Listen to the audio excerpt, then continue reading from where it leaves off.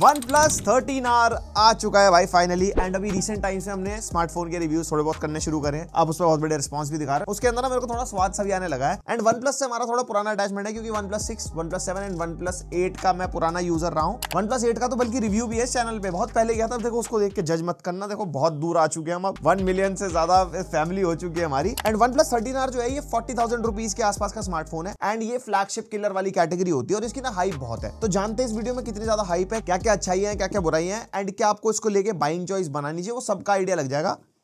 डब्बा खोल लेते हैं भाई साहब। तो यहाँ पे हमारे को टिपिकल रेड कलर का डब्बा मिल जाएगा, 13R की ब्रांडिंग हो रखी है इसके ऊपर। एंड बॉक्स खोलते ही इसके अंदर से कह रहा है भैया नेवर सेटल, और ये छोटी सी डब्बी के अंदर यहाँ पे कागज पुस्तक वगैरह मिल जाएगी और एक हमारे को केस मिल जाएगा। एंड इस टाइप का केस आजकल ना ज्यादातर फोन्स के साथ आ रहा है। इसके ऊपर ना कुछ लाइन टाइप का डिजाइन बन रखा है। उसके बाद आता है हमारा स्मार्टफोन और एकदम बढ़िया इन्होंने ऐसे पैकिंग वैकिंग करके दे रखा है।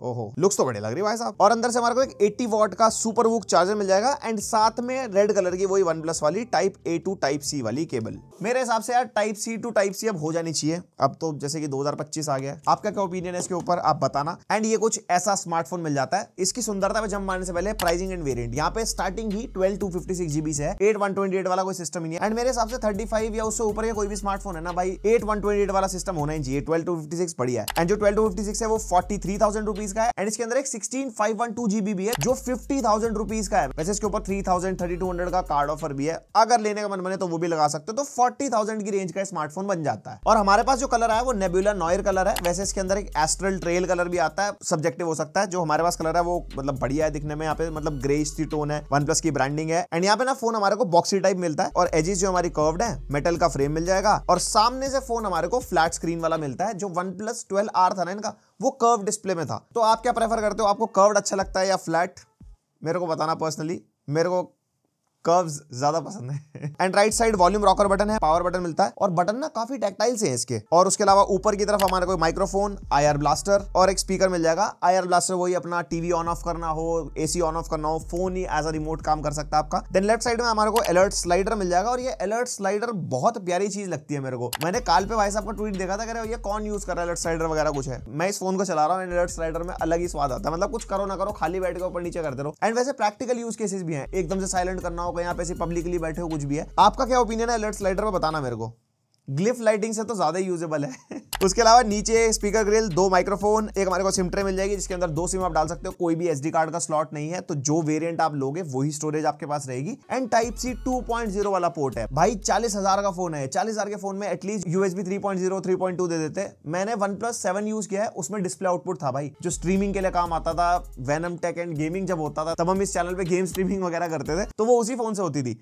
इसके अंदर नहीं है। एंड मतलब मेरे हिसाब से जो ये रेंज है ना 40,000 या उससे ऊपर वाली, इसके अंदर 3.0 वाला पोर्ट होना चाहिए जो फास्ट स्पीड डेटा ट्रांसफर में भी काम आता है। और जो इस फोन का वेट है वो 205 ग्राम्स के आसपास है, ठीक ठाक सा हैवी फील होता है, मेटल वेटल वाला हिसाब किताब है। एंड ज्यादा मोटा नहीं है, 8 mm थिकनेस के साथ आता है। और पीछे की तरफ हमारे को सर्कुलर कैमरा मॉड्यूल मिलता है, बिल्कुल एकदम OnePlus 13 और 13R ना अब ऑलमोस्ट सेम सी ही फीलिंग देते हैं, मतलब कैमरा मॉड्यूल के मामले में। और जो फ्रेम है हमारा ये एल्यूमिनियम का है और इन हैंड फील बढ़िया है। मतलब फोन अच्छा खासा बड़ा है, 2 हाथ से यूज करने वाला ये फोन है। 6.78 इंचेस का फोन है। एंड ओवरऑल प्रीमियम फील देता है, वेट डिस्ट्रीब्यूशन वगैरह भी अच्छा है। एंड जो डिस्प्ले प्रोटेक्शन है ना, Corning Gorilla Glass 7i की है। मेरे हिसाब से इस प्राइस पे Victus 2 होनी चाहिए थी। बेसिकली जो 7i है वो 1 मीटर ड्रॉप तक सर्वाइव कर जाता है और Victus 2 2 मीटर ड्रॉप तक सर्वाइव करता है। तो जितने पैसे लिए जा रहे हैं थोड़ा सा मतलब सर स्टडीनेस चाहिए भाई हमारे को। और IP रेटिंग का मुझे समझ नहीं आया, IP65 रेटेड है भाई। आज की डेट में अंडर 30,000 वाले फोन जो है IP68 रेटेड तो कम से कम आते हैं। And even IP69 as well, जैसे Realme का भी हमने 14 Pro Plus किया और Poco X7 Pro है भाई 69 रेटेड है। मतलब वो एग्जैक्ट 69 वाले भी मत मानो, चलो फिर भी, लेकिन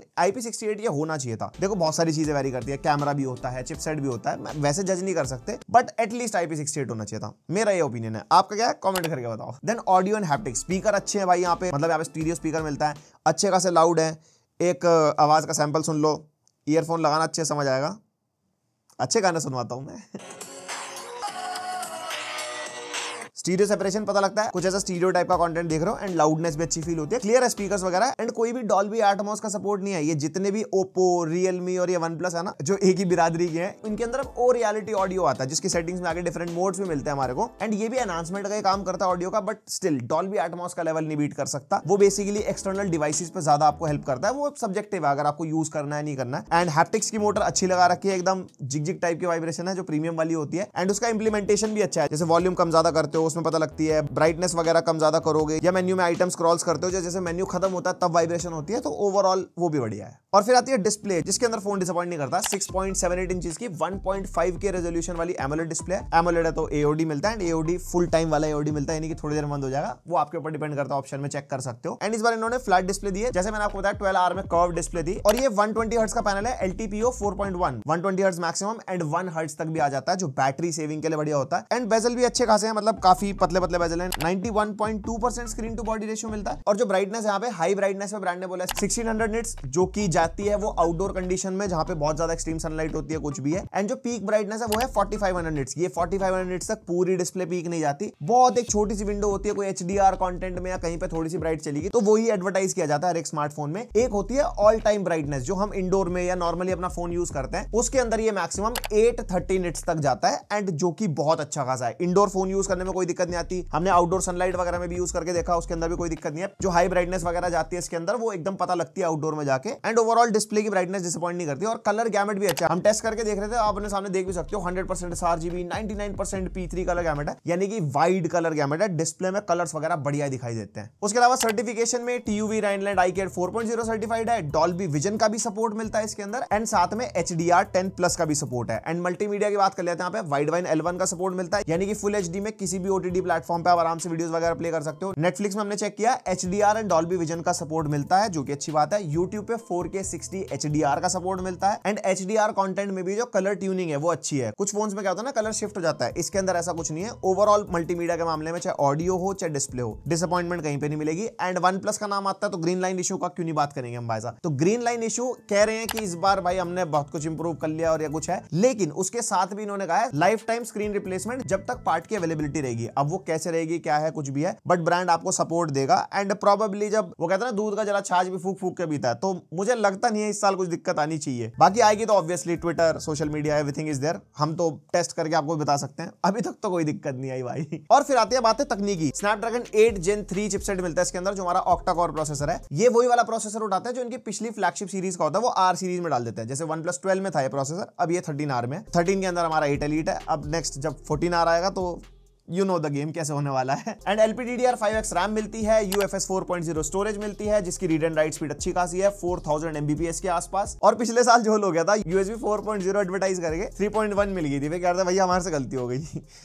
इस बार कोई गलती नहीं हुई, इस बार 4.0 है दोनों वेरिएंट्स में। और परफॉर्मेंस के मामले में हमने बेंचमार्क्स वगैरह निकाले, अंतुतु बेंचमार्क 1.8 मिलियन के आसपास स्कोर निकल गया। एंड इसके अंदर ना एक बैटरी वाली सेटिंग्स में हाई परफॉर्मेंस मोड भी है। वो मोड पता नहीं वो अनऑप्टिमाइज्ड है, क्या है क्या नहीं है, या हो सकता है फुल पोटेंशियल पे चला जाता है तो थ्रोटल मार देता है। उसके अंदर नंबर कम निकल गया है, 1.5 मिलियन के आसपास। बैलेंस्ड पे अच्छा नंबर निकल के आ रहा है। फिर हमने CPU का थ्रोटल टेस्ट भी किया, उसके अंदर रिजल्ट्स बड़े अलग आ रहे थे। पहले एक बार किया तो रिजल्ट हमारा 63% के आसपास निकल गया, और आप देख सकते हो अच्छा खासा थ्रोटल हुआ। एंड फिर दोबारा किया तो 74% के आसपास निकल गया, ये बैलेंस्ड पे है। उसके बाद हमने चलो हाई परफॉर्मेंस पे भी टेस्ट करा, उसमें तो भैया लाली छा गई थी पूरे ग्राफ में, 56% की परफॉर्मेंस निकल गई। एंड उसको फिर से हमने करा तो वो 61% तक चला गया था। तो मेरे हिसाब से फोन अगर आप ये लेते हो तो बैलेंस मोड पे चलाना, उसमें ज्यादा ऑप्टिमाइज्ड है। एंड ये थ्रोटल का ग्राफ देख के ज्यादा हैरान होने की जरूरत नहीं है। हमने अपने S24 अल्ट्रा पे भी रन किया था, जिसके अंदर सेम चिपसेट मिलता है हमारे को, उसके अंदर भी 58% की परफॉर्मेंस निकल गई। एंड इवन अदर फोन्स जो भी मार्केट में 8 Gen 3 अच्छा खासा हीट हो जाता है। एंड उसके बाद इसकी जो परफॉर्मेंस है ना, वो 70% 75% स्टेबिलिटी के आसपास ही निकल के आती है in the throttle test. But day to day life में दिक्कत नहीं करता। पर हाँ, थ्रोटल टेस्ट करते हुए फोन गर्म बहुत हो गया था। मेटल फ्रेम है तो गर्मी ज्यादा फील भी देता है, और एक्चुअल गर्मी हो गई थी भाई। फिर हमने वाइल्ड लाइफ स्ट्रेस टेस्ट भी किया, जिसके अंदर 20 लूप चलते हैं, 55% का स्टेबिलिटी स्कोर निकल गया। एंड परफॉर्मेंस मोड में इसमें थोड़ा ज्यादा निकल गया, 60% के आसपास। फिर हमने Geekbench 6 निकाला, नंबर बढ़िया है मल्टी कोर सिंगल कोर के। Geekbench AI के नंबर आप देख सकते हो। OpenCL का स्कोर अच्छा है, जो हमारे GPU के लिए होता है। जो हमारे सिंथेटिक बेंचमार्क्स हैं उसके अंदर नंबर प्रॉपर निकल के आ रहे हैं, बट वो थ्रोटल टेस्ट में आपको दिखाना जरूरी है कि पता लग जाए कि फोन स्टेबल कितना है। बाकी ये चीजें अपडेट के थ्रू भी फिक्स होती रहती है। अभी के ये हाल है जब आप वीडियो देख रहे हो। एंड जब बेंचमार्क कर लिए, परफॉर्मेंस के मामले में गेम टेस्ट नहीं करेंगे क्या FPS मीटर के साथ, तो गेम टेस्ट पे भी एक बार नजर डाल लो। यहाँ पे सबसे पहले हमने ट्राई किया BGMI में इस फोन के अंदर अल्ट्रा HDR का सपोर्ट मिलता है, जिसमें अल्ट्रा FPS मिलता है, यानी कि 40 FPS। एंड अल्ट्रा HDR में हमने मतलब प्रॉपर एक मैच खेल के देखा था, एंड काफी देर खेलने के बाद भी इसके अंदर कोई भी FPS ड्रॉप हमारे को नहीं मिला। फिर इसके अंदर नॉर्मली हमारे को स्मूथ पे अल्ट्रा एक्सट्रीम मिलता है, जो 120 FPS है। बाकी अलग अलग सेटिंग्स पे एक्सट्रीम मिल ही जाता है। एंड यहाँ पे स्मूथ पे अल्ट्रा एक्सट्रीम पे यहाँ पे हमारे को बढ़िया 119 120 119 120 कोई कोई भी एज सच FPS ड्रॉप यहाँ पे नहीं मिला और लंबा गेम प्ले करने के बाद भी स्टेबल ही फोन परफॉर्मेंस यहाँ पे दे रहा था। बट हाँ, एक चीज मैं आपको बता दूं भाई, ये फोन वार्म हो जाता है, मतलब हाथों में अच्छी सी गर्मी फील होती है। आगे भी टेम्परेचर दिखाऊंगा वैसे मैं इसके ना 2-4 घंटे गेमिंग करने के बाद। देन COD मोबाइल टेस्ट किया, यहाँ पे लो पे हमारे को अल्ट्रा फ्रेम रेट मिल रहा था, मीडियम पे भी अल्ट्रा, हाई पे मैक्स और बाकी सब पे मैक्स मिल रहा था। And surprisingly ultra frame rate हमारा 90 FPS देता है, लेकिन इस फोन के अंदर 60 ही FPS हमारे को मिल रहे थे। उसके बाद हमने सेटिंग्स को मैक्स पे मैक्स भी करके देखा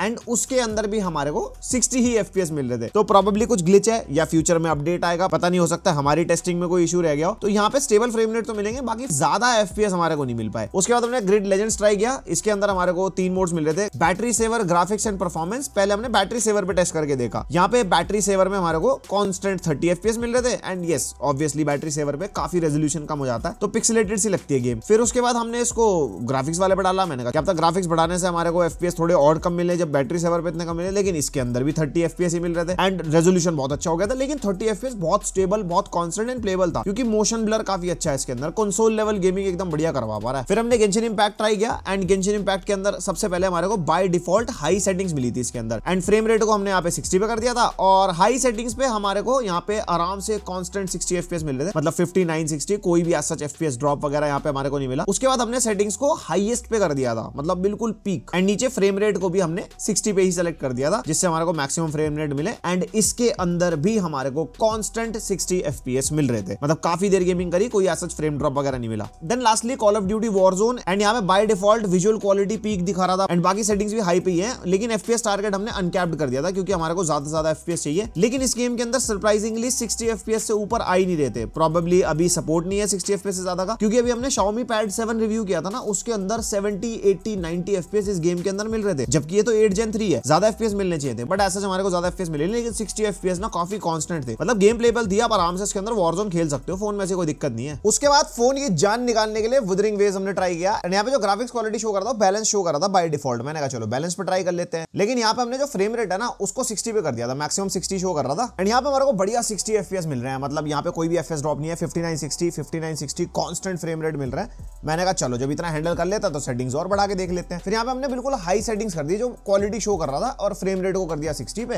एंड उसके बाद जाके हमारे को थोड़ा बहुत फ्रेम ड्रॉप मिला, जैसे 50 60 के बीच में कांस्टेंट, मतलब 50 से नीचे बहुत कम जा रहा था, बहुत ही ज्यादा स्टेबल एंड बढ़िया गेम प्ले मिला काफी देर गेमिंग करने के बाद एंड मैं कह सकता हूँ यहाँ पे गेमिंग के लिए भाई तोहफा है फोन, बहुत बढ़िया परफॉर्मेंस निकाल के दे रहा है। एंड यहाँ पे काफी देर गेमिंग करने के बाद फोन का जो बॉडी का टेम्परेचर है वो 32 डिग्रीज तक चला गया था एंड अगर चिपसेट एरिया के पास देखते हो तो 33 डिग्रीज तक और स्क्रीन साइड से 34-35 डिग्रीज तक। और एक चीज मैंने नोटिस करी, ये फोन ज्यादा वार्म फील हो रहा था कंपेयर टू अदर फोन्स, क्योंकि इसका जो फ्रेम है हमारे को मेटल का मिलता है तो उस वजह से थोड़ी गर्मी ज्यादा मिलती है, बट एज सच परफॉर्मेंस में कोई ड्रॉप नहीं मिला लंबी गेमिंग सेशन के बाद भी। एंड सेंसर्स एंड कनेक्टिविटी के मामले में 5G फोन है और ये फोन 5.5G को सपोर्ट करता है, जो कि अभी वाइडली अवेलेबल नहीं है, आने वाला जियो लाने वाला उसको, जो ऑब्वियसली 5G से बेटर होगा एंड डुअल 5G को सपोर्ट करता है। टोटल 9 5G के बैंड्स इसके अंदर मिलता है, जिसका नंबर मेरे को कम लगा compare to other phones, but connectivity में कोई इशू नहीं है। जियो का सिम भी चला एंड एयरटेल का सिम भी चला, बढ़िया चल रहा था हमारे एरिया में। और ऑप्टिकल फिंगरप्रिंट स्कैनर मिलता है जो कि अच्छा खासा फास्ट है एंड AOD में भी हम इसके स्कैनर को रख सकते हैं और इसको ऑफ भी कर सकते हैं, और अगर ये ऑफ भी रहता है ना तब भी अगर आप फिंगर लगाओगे तो ये आपका फिंगरप्रिंट का इनपुट ले लेता है। एंड Wi-Fi 7 ब्लूटूथ वर्जन 5.4 मिल जाता है और NFC भी मिल जाता है, डुअल फ्रीक्वेंसी GPS मिलता है और सारे मेजर सेंसर्स मिलते हैं, 39 के आसपास सेंसर्स हैं। एंड गेमिंग में जैसे कि आपने देखा जायरो वगैरह भी इसके अंदर बढ़िया काम करता है। ओवरऑल सेंसर कनेक्टिविटी के मामले में कोई दिक्कत नहीं है। एंड OS अपडेट्स 4 साल के हमारे को मिलेंगे मेजर एंड सिक्योरिटी अपडेट्स मिलेंगे 6 ईयर्स के, तो अच्छा खासा सिक्योर फोन है, आप लंबे टाइम तक चला सकते हो। एंड OS UI के मामले में Android 15 out of the box मिलेगा with Oxygen OS 15.0 and Color OS, Oxygen OS और Realme UI, ये सारे एक ही बिरादरी के हैं, तो थोड़ी बहुत चीजें ना अब यहाँ पे कॉमन सी मिलती है, जैसे इनके फ्लैगशिप किलर सीरीज का फोन है, ऐप पिक्स इसके अंदर मिल जाता है, फोन मैनेजर इसके अंदर मिल जाता है, जो कि नहीं होना चाहिए, बट वो है कि हाँ धीरे धीरे चीजें डाल रहे हैं, बट इससे बचे तो ज्यादा बेटर है क्योंकि ये सस्ते फोन्स में ज्यादा अच्छे लगते हैं, ब्लोटवेयर टाइप की फीलिंग आती है फोन में। वैसे एक्स्ट्रा कोई ब्लोटवेयर नहीं है फोन के अंदर और इन एप्लीकेशन के कोई भी नोटिफिकेशन नहीं आते, आप चाहो तो इन्हें डिसेबल भी कर सकते हो ताकि आपके मेन्यू में भी ना दिखे, बट स्टिल वो एक इनिशियल इंप्रेशन जो मेरे को लगा मैंने आपको बता दिया। और वैसे फोन में कोई ब्लोटवेयर वगैरह नहीं आता, ऐसे कोई ऐप हो जो बेफालतू में गेम डाल के दे दिया, लेकिन फेसबुक, लिंक्डइन और नेटफ्लिक्स वो डाला आया था, वो वैसे लोग यूजुअली डाल भी लेते हैं, तो मेरे को उससे कोई दिक्कत नहीं हुई। और इसके अंदर गूगल डायलर मिलता है जिसके अंदर नोटिफिकेशन जाती है सामने वाले को अगर आप कॉल रिकॉर्ड करते हो, लेकिन आप प्ले स्टोर से OnePlus का ओ डायलर डाल सकते हो जो कलर OS में भी डल जाता है, जिसके थ्रू आप कॉल रिकॉर्ड वगैरह कर सकते हो। एंड ये बहुत सब्जेक्टिव है, कुछ पॉजिटिवली यूज कर रहे हैं कुछ नेगेटिवली।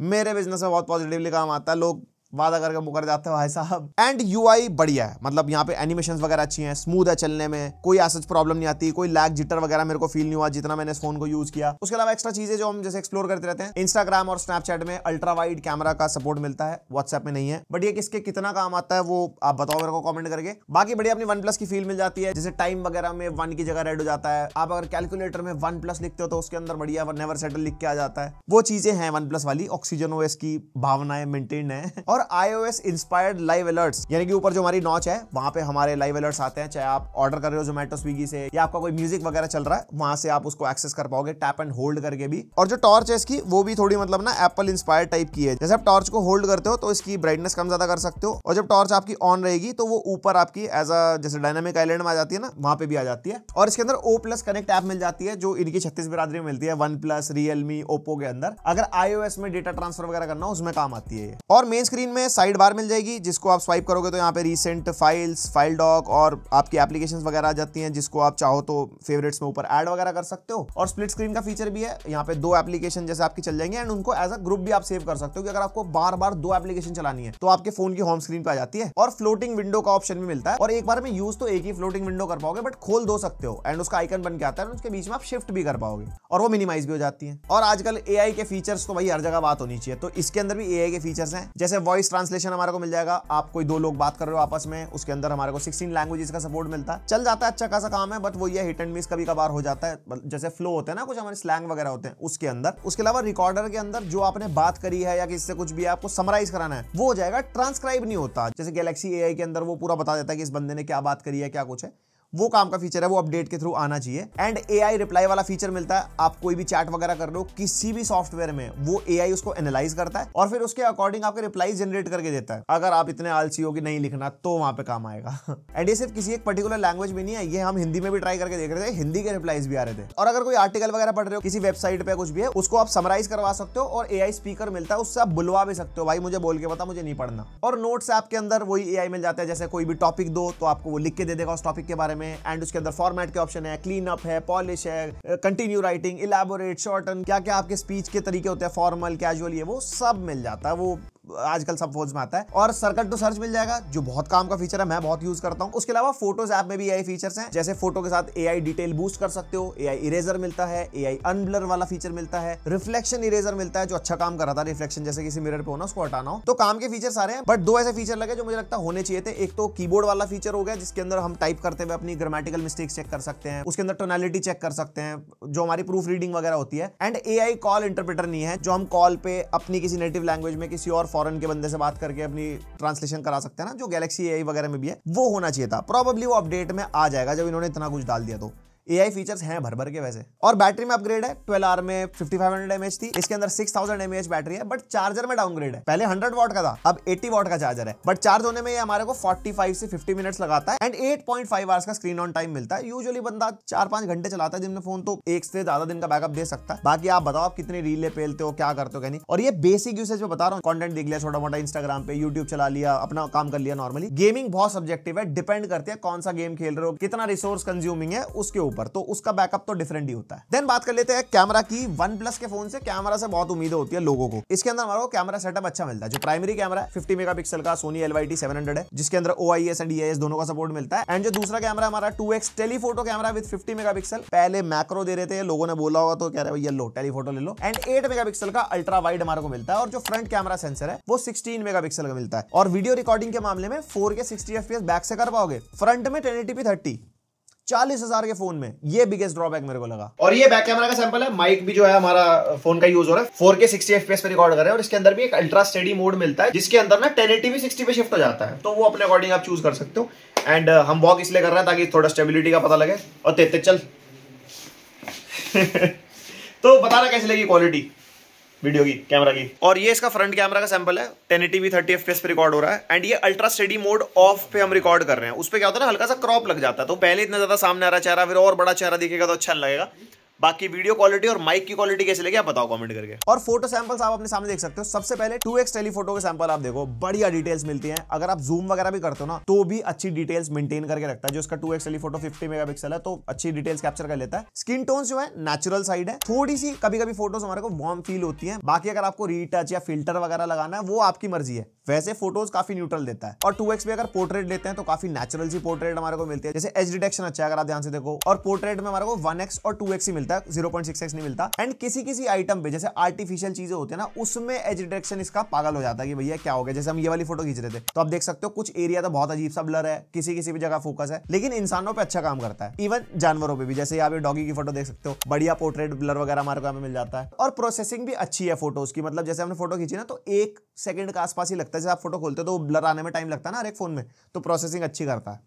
चिपसेट अच्छा है ना। एंड प्राइमरी अल्ट्रा वाइड की अगर बात करते हैं तो ये रहे आपके सामने सैंपल। जैसे कुछ अल्ट्रा वाइड है, फिर ये प्राइमरी हो गए। ऐसे हमने मल्टीपल सैंपल्स लिए हैं और डिटेल्स अच्छी कैप्चर कर देता है। जैसे डायनामिक रेंज वगैरह अगर आप देखोगे, जैसे आसमान आ गया, आप सामने बिल्डिंग्स भी आ गई, सब कुछ है। सारी चीजों में मतलब डिटेल्स अच्छी मिल जाती है। ऐसा नहीं है डार्केस्ट पार्ट हमारे को ज्यादा ही डार्क दिख रहा है, कुछ भी है तो हर एक चीज में ठीक ठाक डिटेल कैप्चर हो जाती है। बट कभी कभी इनकंसिस्टेंट हो जाता है, कभी अच्छी फोटो आ जाती है, कभी कभार नहीं आती, जो डेफिनेटली अपडेट के थ्रू फिक्स हो सकता है। और अल्ट्रा वाइड और प्राइमरी में ना कलर शिफ्ट इतना माइनर है जो पता नहीं लगता। जैसे इस फोटो में अगर आप देखोगे तो पता लगेगा, यहाँ पे जैसे आसमान का कलर थोड़ा सा फीका है अल्ट्रा वाइड में, एंड 1x पे थोड़ा डार्क हो जाता है। उसके अलावा जो 2x है, 2x के फोटो सैंपल्स बिल्कुल डिफरेंट आते हैं 1x की कंपैरिजन में। वो सेंसर ही डिफरेंट है तो उसके अंदर प्रोसेसिंग भी अलग है एंड उसमें कलर्स भी अलग आते हैं, थोड़े और नेचुरल और थोड़े और बेटर से फील होते हैं। अगर 3x टेलीफोटो होता तो अलग ही बात होती है। आजकल तो दे रहे हैं भाई S24 अल्ट्रा में तो 5x तक भी है। और ये रहे कुछ लो लाइट के सैंपल। लो लाइट में भी अच्छी खासी डिटेल्स मिल जाती हैं। जैसे कि अल्ट्रा वाइड खींचोगे तो ऑब्वियसली वो 8 मेगापिक्सल है, इतनी ज्यादा डिटेल्स कैप्चर नहीं कर पाता, सॉफ्ट हो जाती है फोटोज। बट 1x और 2x में अच्छी फोटोज आ जाती हैं। एंड यस, हम इसके अंदर 20x डिजिटल जूम तक में फोटो खींच सकते हैं। जैसे हमने मून की फोटो खींची तो वही है ना, AI के थ्रू प्रोसेस करके थोड़ा बहुत दिखा देता है, वही है। 20x की हमने 1-2 फोटोज खींची थी, इतनी ज्यादा यूजेबल नहीं रहती, बट हाँ कभी कभार कुछ ताका झाकी करनी हो तो आप कर सकते हो। मेरे हिसाब से तो ये 1x 2x और ज्यादा 5x 10x तक यूजेबल रहता है। एंड यस, जो 50 मेगापिक्सल टेलीफोटो है वो एज अ मैक्रो लेंस भी काम करता है, तो मैक्रो के कुछ सैंपल्स ये रहे आपके सामने, वो भी अच्छे आते हैं, मतलब बढ़िया डिटेल वगैरह कैप्चर कर देता है। और फ्रंट कैमरा भी इसका मेरे को सही लगा। मतलब यहाँ पे हमने पोर्ट्रेट में, नॉर्मल में डिफरेंट सैंपल लिए थे। जैसे कि 16 मेगापिक्सल का सेंसर है तो यहाँ पे डिटेल्स वगैरह भी अच्छी खासी कैप्चर हो जाती है, जैसे जूम वगैरह भी करोगे। और पोर्ट्रेट में एज डिटेक्शन भी फ्रंट कैमरा का भी अच्छा है। और अगर लो लाइट में आप फ्रंट कैमरा से फोटोज वगैरह लेते हो तो कुछ ऐसी क्वालिटी मिल जाती है। मल्टीपल सैंपल्स हमने लिए थे। लो लाइट में क्या होता है, थोड़ी सी डिटेल कम हो जाती है, ऑब्वियसली प्रोसेसिंग बहुत ज्यादा हो जाती है ना। वैसे फ्रंट कैमरा भी मतलब ओवरऑल डिसअपॉइंटिंग नहीं है। Overall camera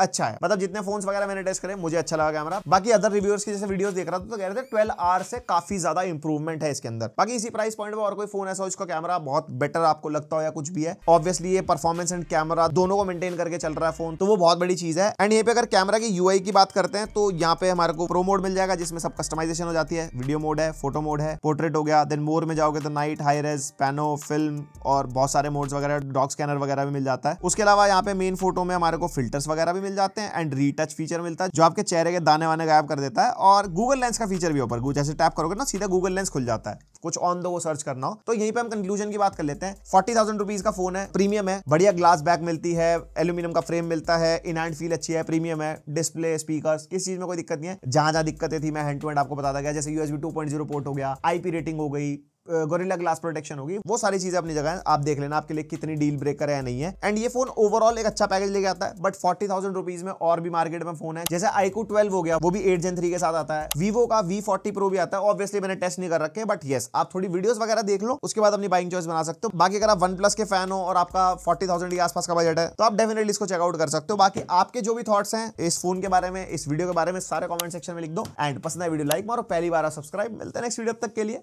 bye.